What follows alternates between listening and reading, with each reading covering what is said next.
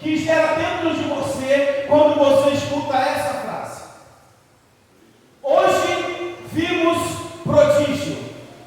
Quando você escuta essa frase no seu coração, impera a seguinte resposta: que bom que mais alguém viu. Pensei que era só eu. Ou será que quando você ouve essa frase, impera no teu coração dizendo: quem dera que eu também tivesse visto? Porque a grande questão que acontece aqui nesse texto nos convida a pensar a respeito disso. Hoje vimos prodígio. Que bom que além de você mais alguém viu. Ou quem dera que você também tivesse visto. Porque quando nós olhamos para esse texto, nós vamos ver que quem opera o prodígio é Jesus. Mas o que gera o prodígio é um conjunto de atitudes que são tomadas aqui embaixo.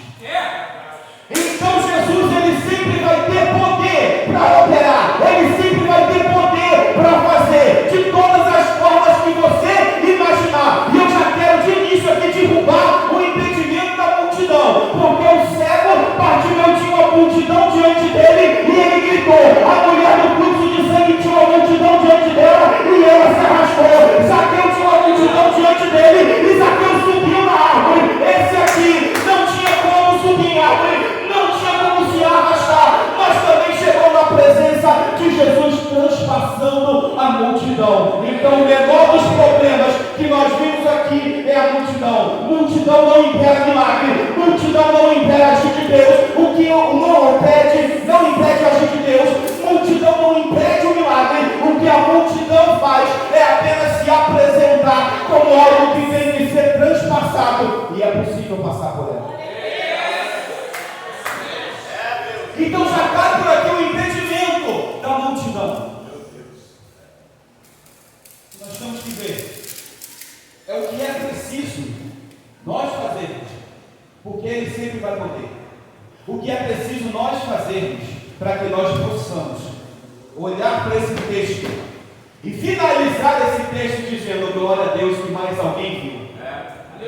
Ainda bem que mais alguém viu, que não foi só ele.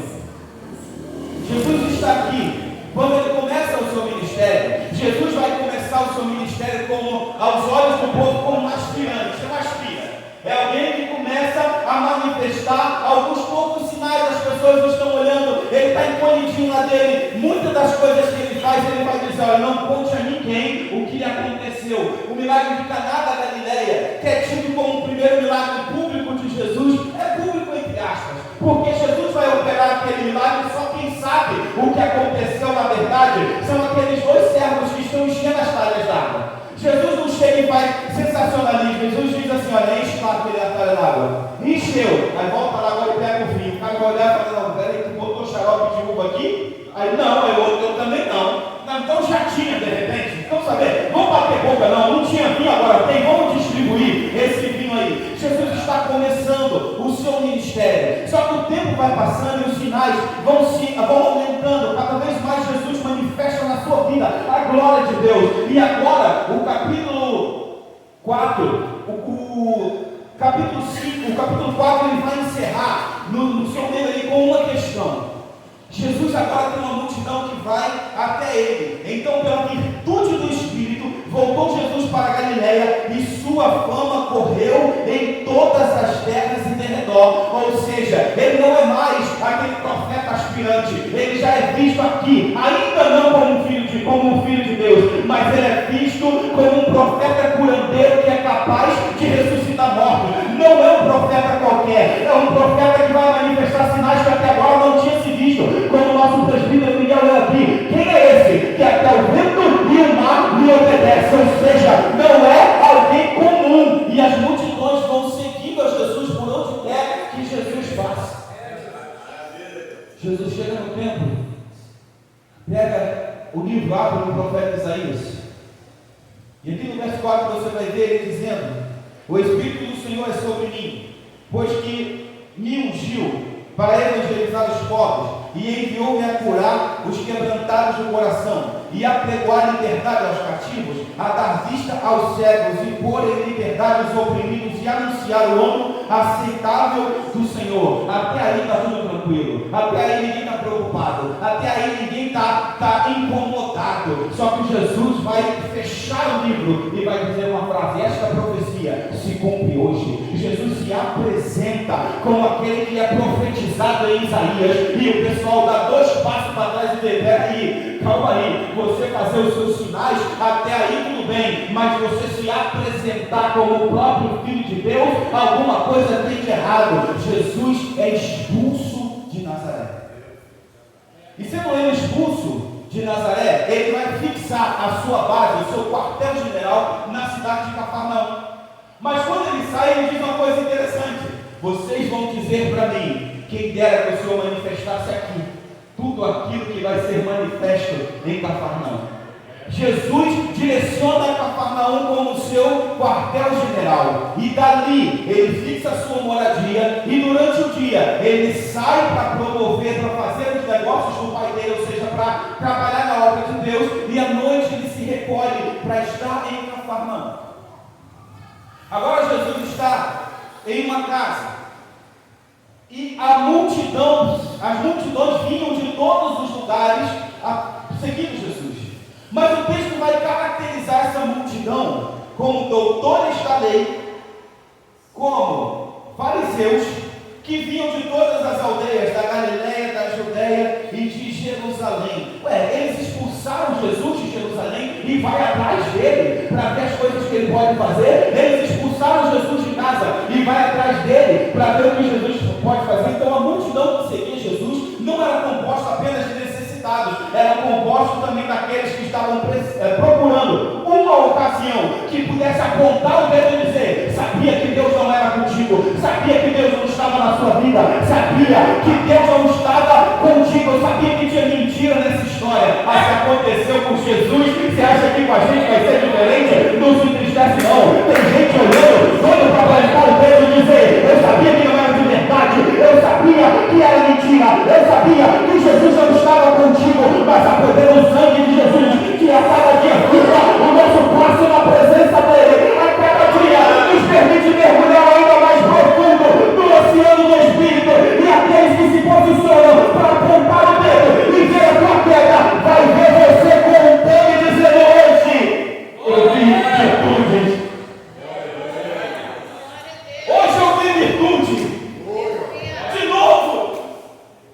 E terça eu vi virtude. Outro dia e domingo eu vi virtude. De novo em quinta-feira eu vi virtude. De novo, mas o culto tinha tudo para dar errado. O culto tinha tudo para não funcionar. Mas existiam corações posicionados como adoradores. E toda vez que um coração se posiciona como adorador, isso move os altos céus e graça de Deus desce sobre a igreja.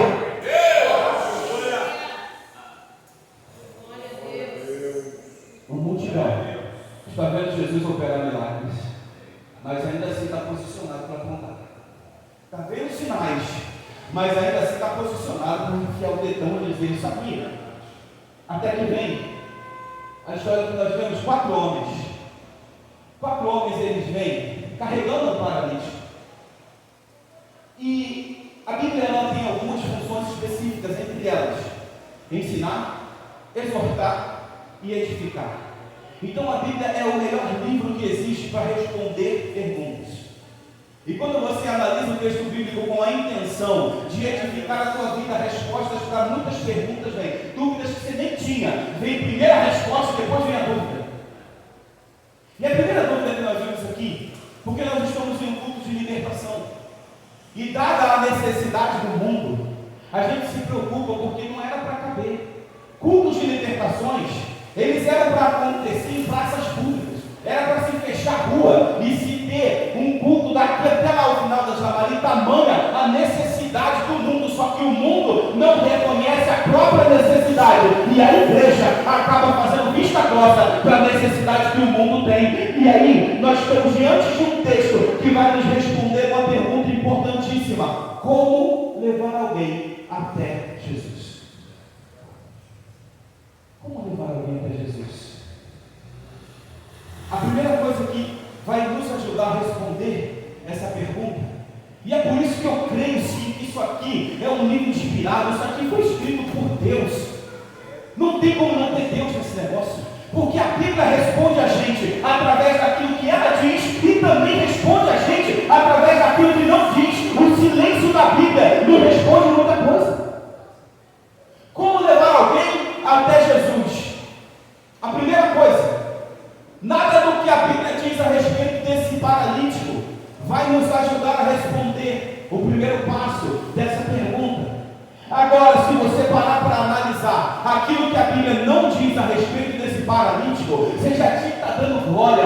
Meu coração explodiu hoje, prefeito Wagner. O meu coração explodiu, não foi quando eu olhei esse texto, porque eu já conheço esse texto faz tempo. O meu coração explodiu quando o Espírito Santo chegou no ouvido e disse assim: olha, tudo aquilo que eu não falei a respeito desse homem. Aí eu corri, mas não, peraí, o que ele não falou a respeito desse homem? A Bíblia não diz a situação financeira, a Bíblia não diz a situação social, a Bíblia não diz quem são os parentes, a Bíblia não diz o nome, a Bíblia não diz nenhum tipo de outra orientação, a Bíblia não diz de onde ele vem, a Bíblia não diz a sua origem, a Bíblia não diz nada daquilo que não é importante, nada daquilo que o desabilitaria a estar na presença de Jesus. Então, o primeiro passo para levar alguém até a presença de Jesus é você ter certo no coração que não importa quem aquela pessoa seja, há um milagre separado para ela.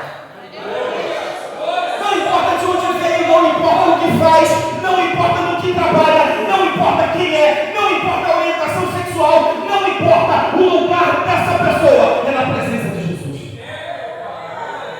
A Bíblia só diz que ele é paralítico e mais nada. E ele é levado por 4 homens. Sabe como é que eu imagino essa cena? A Bíblia não relata não, tá?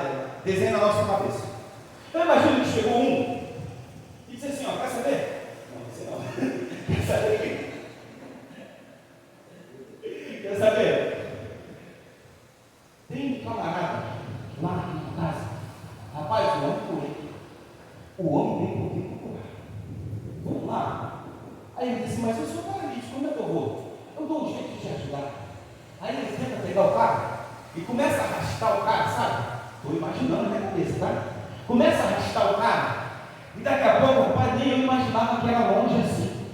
Nem eu imaginava que era essa distância toda. Mas vamos ver, vamos tentar. Daqui a pouco alguém está passando, olha, e diz, você está fazendo o quê? Não, é porque Jesus está lá curando, e eu sei. Acabei de vir de lá, recebi a minha bênção, fui curado. Acabei de vir naquele culto, eu estou levando ele para ser curado também. Então vem cá, deixa eu te ajudar. Aí pega do outro lado e começa os dois, daqui a pouco chega um terceiro e diz, ei, onde é que vocês estão indo? Não, a gente está indo lá, porque tem um Jesus lá que está curando, tem um Jesus que está libertando. Eu sei, eu acabei de vir de lá, eu cheguei lá, não enxergava, agora eu enxergo. Você não é aquele que chegou lá que era surdo? Está ouvindo? Estou ajudando esse homem a chegar lá. Aí o terceiro diz, não, eu te ajudo também. Aí ele vai levar, daqui a pouco chega um quarto, andando, todo feliz da vida. Agora, que vocês estão indo para onde? Ó, diz que tem um culto ali que está mudando vida, está curando, está salvando, está libertando. Aí ele diz, eu sei.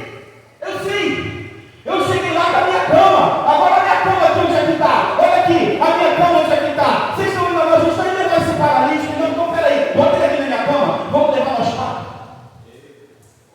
Vamos levar. E aí vamos falar. Quando chega tem uma grande multidão. Agora eu volto para o Bíblia, tá? Até aqui é a coisa da cabeça. Agora eu volto para o texto. Quando eles voltam tem uma grande multidão. Parada, gente da porta.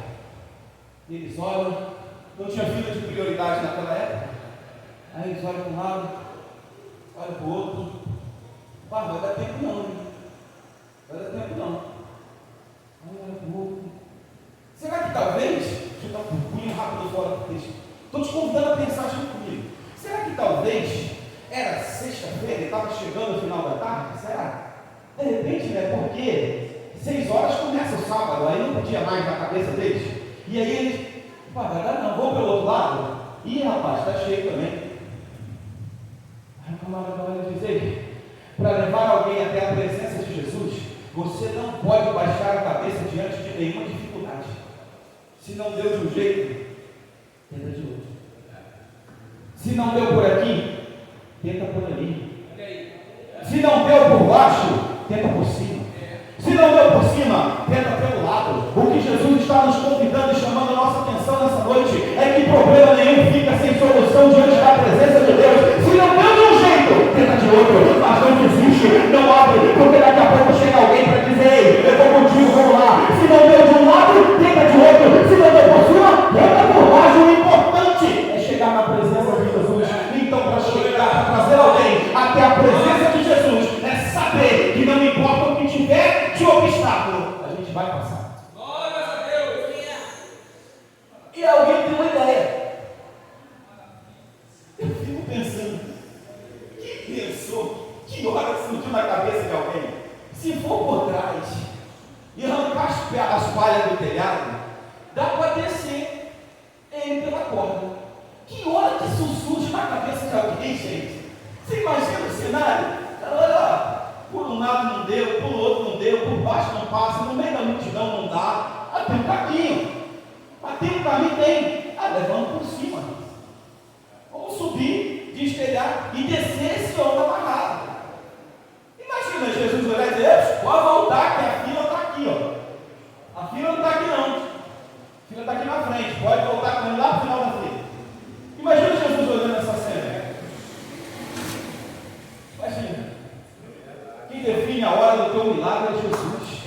Quem define a hora do teu milagre é Jesus. Para com esse negócio de que Satanás está se levantando para impedir a tua bênção. Satanás está vencendo no meio da tua família. Para com isso. Quem decide a hora do teu milagre é Jesus. Não importa quem está na frente, quem está do lado, quem está do outro. Na hora que ele chamar o teu nome, o milagre acontece. Jesus olhando e falou: quer saber? Está na hora dele. E acabou. É a hora dele, a hora de chegar a tua vez. Jairo está desesperado, a minha filha está doente. Jesus está indo com ele. Vamos lá então, Jairo, resolver esse problema. Daqui a pouco Jesus falou: peraí. Aí Jairo imagina o sufoco. Diz: Senhor, a menina estava mal, se perto o passo aí, ele não. Peraí. Senhor, olha a hora, Jesus. Alguém me tocou. Mas alguém me tocou de forma diferente. Porque saiu de mim uma virtude. E sabe o que aquela virtude fez? Aquela virtude não curou aquela mulher, porque Jesus vai ter ela para curá-la. Aquela virtude sinalizou no coração de Jesus que a vez era dela. E o próprio texto diz para a gente: quanto tempo tinha a filha de Jairo de vida? Quantos anos? 12 anos. Quanto tempo aquela mulher sofria com aquele fluxo? 12 anos. Então provavelmente a menina estava enferma o quê? Não estava 12 anos enferma. Jesus parou e disse: peraí, essa aqui está mais tempo enfrentando esse problema e ainda está manifestando o posicionamento de fé. Essa aqui está 12 anos, já perdeu para tudo quanto é lado e ainda está manifestando o posicionamento de fé. Cadê ela? Chama aí. Traz aqui na minha presença. A vez é dela. O coração de Jairo deve ter voado pela boca. Não, é a vez dela. Quem foi? A mulher disse: Senhor, fui eu. Ele disse: então vem, vamos tratar o teu problema. Agora, a partir de agora você está na frente.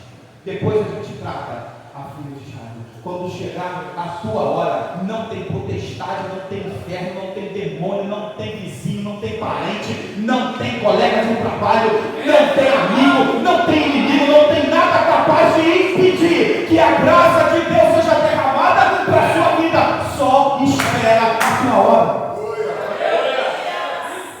Sabe o que acontece com essa mulher do fluxo de sangue? Se ela não fosse curada com 12 anos de fluxo, seria curada com 13. Se não fosse com 13, seria com 14. Porque 12 anos depois a Bíblia diz que não tinha mais dinheiro, já tinha passado por tudo quanto é médico. Aí passa na mente dela a informação de que o profeta está passando. Ela não manifesta nenhum tipo de desânimo. Ela diz: eu vou lá e eu só vou dar um toque. Imagina o diabo olhando e dizendo assim: ei, mas ele não pode botar a mão em você, porque você está impuro. Ele não pode estender a mão sobre você. E de fato não podia, ela pensando. Ela quer saber, ele não pode colocar a mão em mim, mas eu posso colocar a mão dele. Eu vou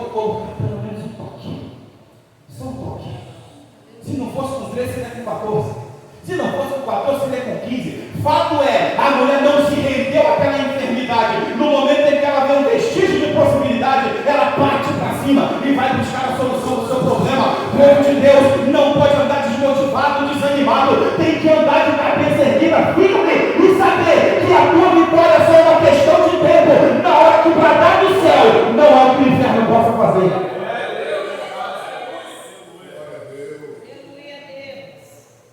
E aí eles vão. Se desce. Imagina Jesus. Jesus falando assim. Deixa eu ver aqui. Será que é um recado dos anjos? Deixa eu olhar aqui. E Jesus está vendo. Daqui a pouco ele está aqui atendendo. Aí vem um raiozinho de sol na mesa. Aí Jesus olha. Continua atendendo outro raio de sol na mesa. Aí Jesus olha. Daqui a pouco mais um raio de sol. Aí Jesus para. Aí olha para cima. Não é possível que eles vão manifestar fé desse jeito. Não é possível que eles vão manifestar fé desse jeito. Porque manifestar fé é bom. Mas manifestar fé com inteligência para Deus é irresistível. Manifestar fé sabendo que não importa o que você vai fazer. O que tem que acontecer é trazer a pessoa para a presença de Jesus. Jesus olha e diz: não tem como decepcionar. Uma fé manifestada com coragem e inteligência não tem como decepcionar. Eu imagino Jesus, sabe, a porção 100% homem, sedento, ansioso. Esse filho vai descer aqui e vai ver como fazer. Quando Jesus chega diante, quando o Senhor chega diante da presença de Jesus, esse texto responde para nós uma outra pergunta. Se a primeira parte do texto mostra para a gente como levar alguém até a presença de Jesus, a segunda parte do texto vai mostrar por que levar alguém até a presença de Jesus. Jesus olha para ele e diz: filho, perdoados estão os vossos pecados. Perdoados estão os vossos pecados. E aí olha um para o outro. E os fariseus começam a razoar como um coração, dizendo: quem é ele? Quem ele pensa que é para perdoar pecados? Vai fazer sentido, porque naquela época eles associavam a enfermidade ao pecado. Por isso os discípulos perguntam para Jesus: quem pecou para que ele fosse assim? A mãe ou o pai?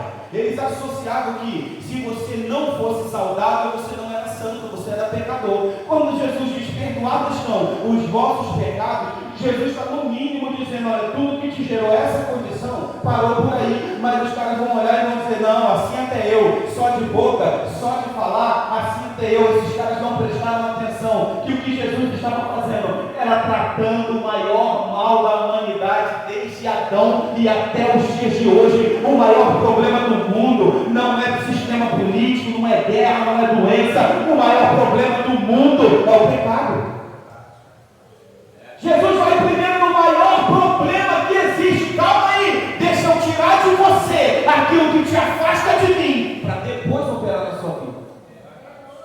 Primeiro eu tiro aquilo que te distancia de mim, porque não vai adiantar. O cara é paralítico, mas ele tem no coração algo que distancia ele de Jesus. Jesus podia curar ele, sair voando. Não, primeiro deixa eu tirar aquilo que te distancia de mim. O que é importante para mim não é fazer você andar, filho. O importante para mim é levar você para o céu. O importante para Jesus não é manifestar poder de curar. Não. Você acha que alguém que não foi curado e que é paralítico e que está na presença de Deus, você acha que essa pessoa não vai para o céu porque não foi curado? Não leva cadeirante não, que é muito pesado para levar. Cadeirante não vai. Você acha? A maior prioridade de Jesus é nos levar para o céu. Então nós temos que atentar para uma coisa chamada prioridade. Qual é a prioridade aqui dentro? Não é resolver os nossos problemas sociais, pessoais, não é resolver os nossos problemas de saúde, é ter um relacionamento com Jesus. Porque se eu começar a perseguir passe de mágica, sabe o que vai acontecer? Meu subconsciente vai me convencer de que eu estou vendo coisa que não está acontecendo, e eu vou ficar firmado numa fé que só tem condições de edificar minha vida aqui embaixo. Não tem condições de me levar para o céu. Estava brincando aqui na escola dominical, que as pessoas pessoas elas estão com essa necessidade extrema. Elas vêm para um show de mágica. Elas querem ver. Quer ver o exemplo até que a gente deu? Não estou falando da cantora, da menina não, tá? Acho que é uma das grandes promessas da música gospel. Não estou criticando nada. Mas vamos dizer assim: Deus vai fazer uma coisa nova, vai mudar a cena, vai fazer. Cadê as irmãs? Vai fazer a roda grande passar dentro da pequena. A pergunta é: não é que ele não tem poder para fazer, mas para quê? Para quê? Que Deus vai fazer uma roda grande passar dentro de uma pequena? Para quê? Ai, estava com uma dor de cabeça insuportável, eu não estava aguentando. Aí eu estava indo para a igreja para receber uma oração, veio um pneu de ônibus e um pneu de bicicleta. Aí o pneu de ônibus passou dentro do pneu de bicicleta e agora eu estou curado. Você acredita? Será que é esse pensamento?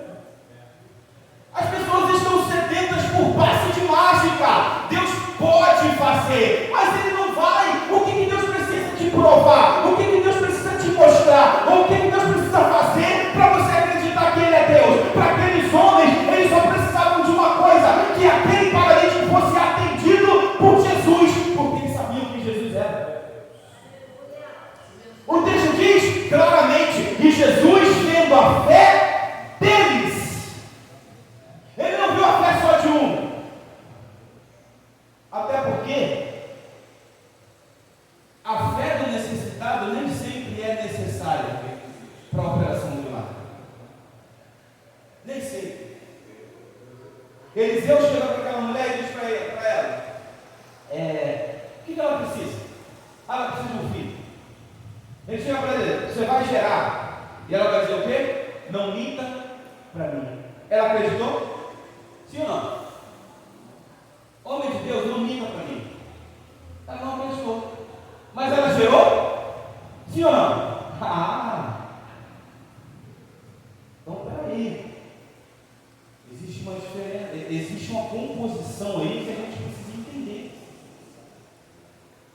Que o milagre ele é gerado de duas maneiras: ou pela fé de quem vai receber, ou pela autoridade de quem profetizou. Ela não teve fé, ela não acreditou, mas a autoridade do profeta se sobrepôs à ausência de fé dela. Então, quando amanhã ou depois você está com aquela profecia que você está aguardando aí na sua mão, que você recebeu aquela palavra com fé e ainda não aconteceu, e aí o profeta vai chegar para você e vai dizer: é porque você não teve fé. Aí você vai entender: peraí, sou eu que não tive fé para receber, ou você que não teve autoridade para profetizar? Porque o que está acontecendo isso é hoje. Hoje é isso. Não importa a fé, não importa a autoridade. Profetiza um passe de mágica sobre a minha vida e eu saio do culto dizendo que Deus falou comigo. É isso. Profetiza um passe de mágica. Uma vez a gente foi no culto e um amigo nosso chegou para a gente e falou assim: e Deus falou com você lá? Falei: tremendamente. Tremendamente.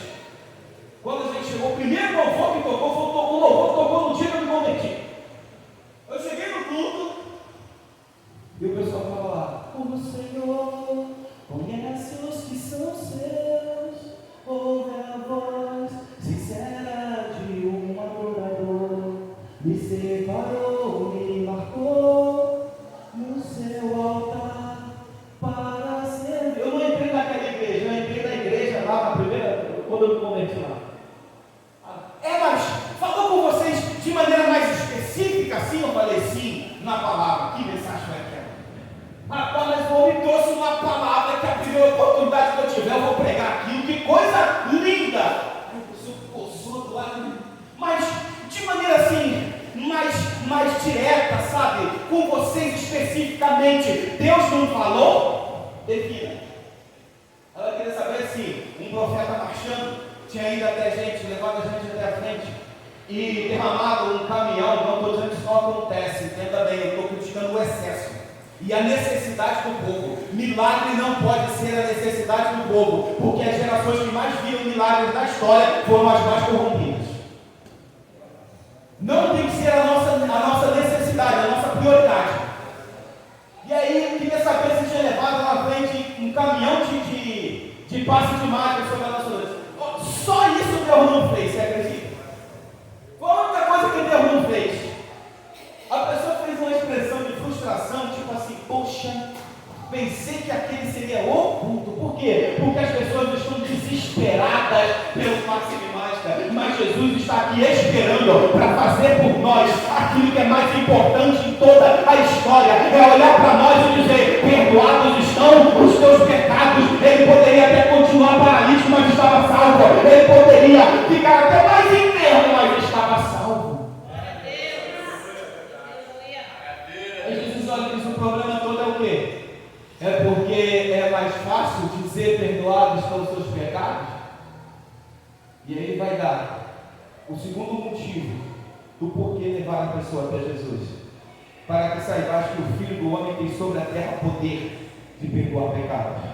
Disse ao paralítico, eu te digo, levanta-te, toma a tua cama e vai para a tua e levantando-se logo diante deles, tomando a cama em que estava deitado, foi para a sua casa, glorificando a Deus. Se aconteceu da mesma forma da analogia que eu fiz aqui, da conjectura que eu fiz aqui, se aconteceu assim, sabe aquele homem carregando a cama e o outro que estava na porta, me dá aqui, não, peraí, próximo paralítico que a gente encontrar, a gente entrega para ele, mas fato é, a grande diferença de estar na presença de Jesus é porque ele tem poder, é porque ele pode fazer. Aquele homem, Jesus, ele não muda só a história, Jesus muda também o cenário. Ele entra carregado e sai carregando, entra quebrado e sai de pé, entra enfermo e sai curado, entra desanimado e sai fervendo na fé, porque é isso que Jesus faz e nós precisamos entender. Jamais subestime o poder de um culto de adoração ao Senhor, seja ele qualquer tema que seja. Ah, mas tem pouca gente, o louvor está frio, a música está isso, o instrumento está aquilo, a direção do culto está isso. Jamais subestime o poder de um culto sendo prestado verdadeiramente ao nosso Senhor, porque num culto desse, o que importa não é a maneira que você entra, é a maneira que você sai. Estou desanimado, não quero ir para a igreja. Está pronto para receber o teu milagre, está pronto para receber o tratamento de Deus. E Jesus está aqui dizendo, se trouxer até aqui, a história muda. Se apresentar até aqui, a história muda. É só a questão de ter um posicionamento de fé. Aquele homem teve 4 que o conduzisse até a presença de Jesus. E eu sempre gosto, quando eu falo desse texto, de trazer essa reflexão para a gente aqui, a gente se serve. Quem tem pelo menos 4? Quem tem pelo menos 4? Não é qualquer 4. Não é qualquer 4. Não é 4 de boteco, não. Não é 4 de muro, não. Cara, de xixi, não. 4 que coloque a escada na parede. Pelo menos 4 que segura a corda. 4 daqueles que metem a mão no bolso e falam aí, quanto é que custa a escada, a corda e o conserto do teto? Está aqui, eu pago. Quem tem pelo menos 4 com disposição de te levar até a presença de Jesus, se algum dia você não puder caminhar com as suas próprias pernas? Você já olhou ao teu redor? Se você tem pelo menos 4 com disposição para te carregar quando você não caminhar, não puder caminhar, porque a proposta do Evangelho é essa, ninguém fica para trás. Jesus atravessa o mar da Galileia debaixo de tempestade. Ele chega do outro lado. Talvez os discípulos estão pensando assim, o mundo vai se acabar lá. Já tem uma multidão lá, chega lá, tem um possesso de demônio. Ele vai lá engatar, liberta aquele cara e volta. Como é que está a cabeça do discípulo? Isso tudo por causa de um.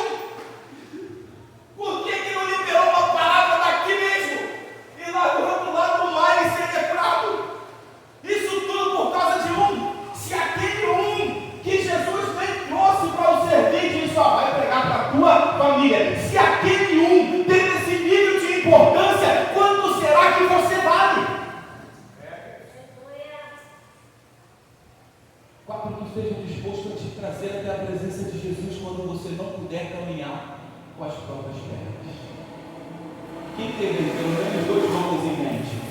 Pelo menos 2 nomes em mente. Mas um nome em mente, gente. Pelo menos um.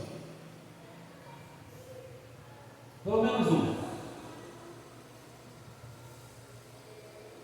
Sabe por que geralmente isso acontece? Eu ouvi dizendo que a palavra de Deus ela tem a função de ensinar, de edificar, mas também de exortar. Você já parou para pensar se você é um desses 4? Porque talvez não tenha um dos 4 por não ser um desses 4. Foco no talvez. Talvez não tenha 4 com disposição para me carregar quando eu não puder caminhar com as próprias pernas, porque eu não sou um dos 4 que tem disposição para carregar alguém, quando esse alguém não puder caminhar com as próprias pernas.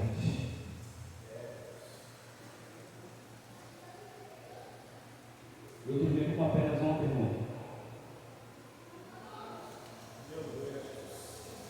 Será?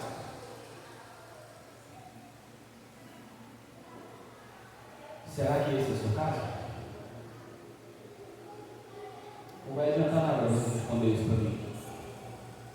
Mas seria muito importante se você respondesse isso para você. Porque muito melhor do que dizer hoje eu vi virtude, é você se levantar e dizer: a virtude que ele viu acontecer hoje foi na minha vida. A virtude que ele viu se manifestar hoje foi em mim. Mas para isso a gente tem que estar com disposição para ser tratado. Será que você não tem pelo menos 4 com disposição para te carregar até a presença de Deus? Porque na verdade você não é um dos 4 que tem a disposição para carregar alguém até a presença de Jesus quando essa pessoa não puder andar com as próprias pernas. Eu não estou apontando para você. Eu faço essa pergunta para mim. E vou buscar responder. E o conselho que eu